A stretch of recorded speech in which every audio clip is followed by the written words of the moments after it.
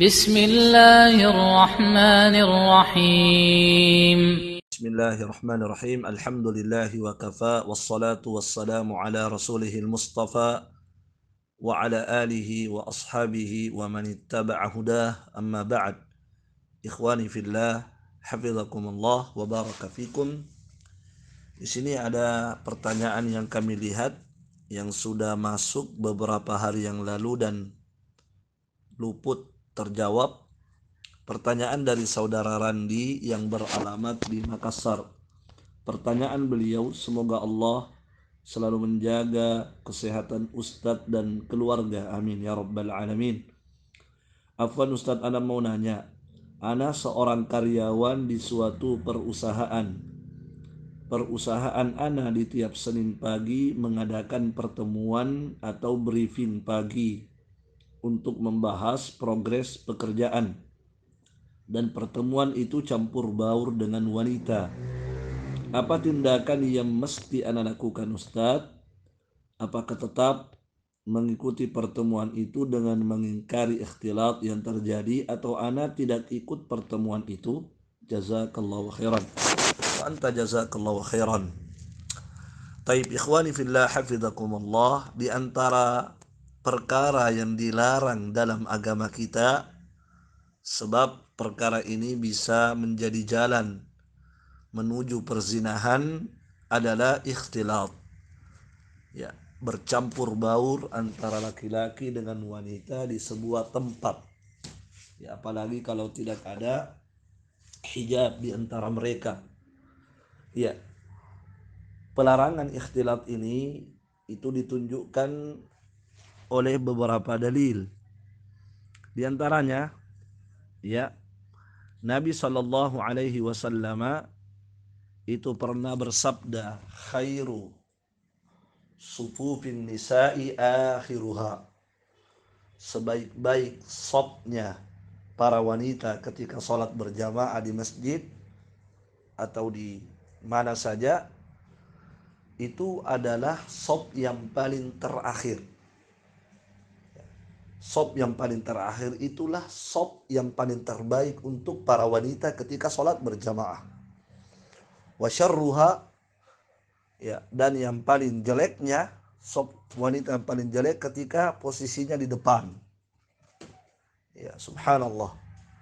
Ya, dalam kondisi beribadah, coba perhatikan, dalam kondisi beribadah mendekatkan diri kepada Allah Subhanahu wa taala, Nabi apa?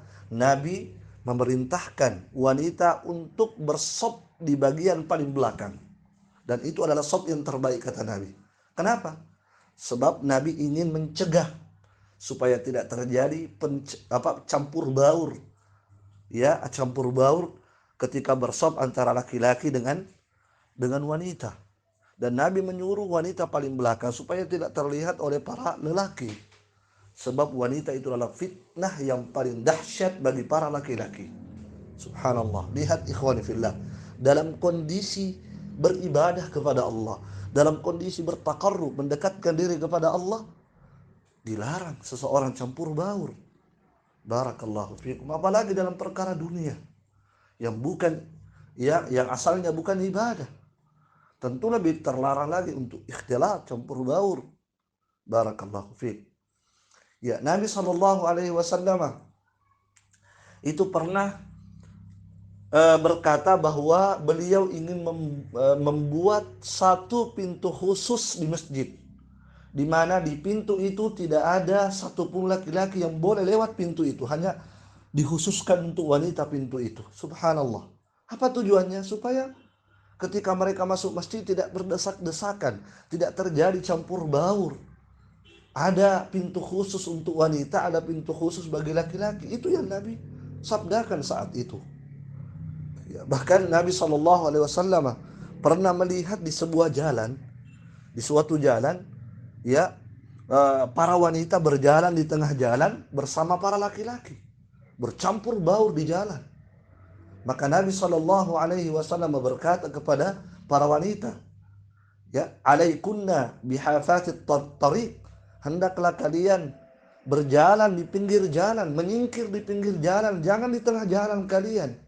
Hendaklah kalian memisahkan diri dari para laki-laki dan berjalan di pinggir jalan, kata Rasulullah.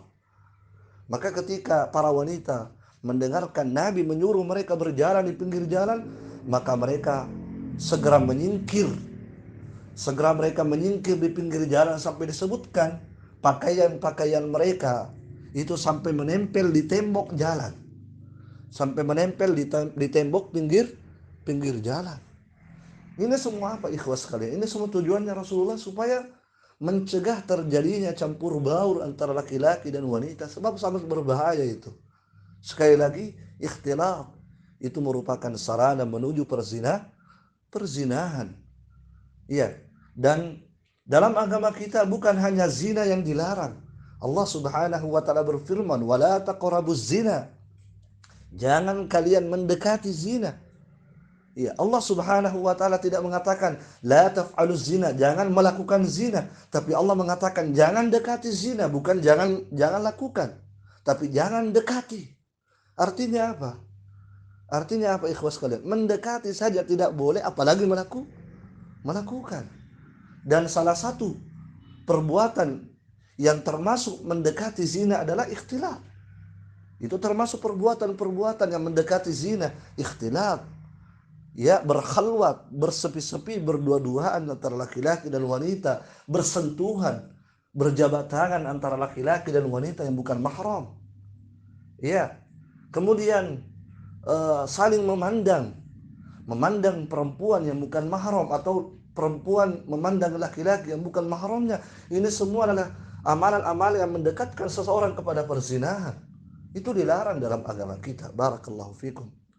Oleh karena itu, nasihat kami kepada ikhwah yang bertanya, kalau memang terjadi ikhtilat pada briefing pagi tersebut, ya, maka kalau memang tidak masalah kalau tidak ikut, maka jangan ikut.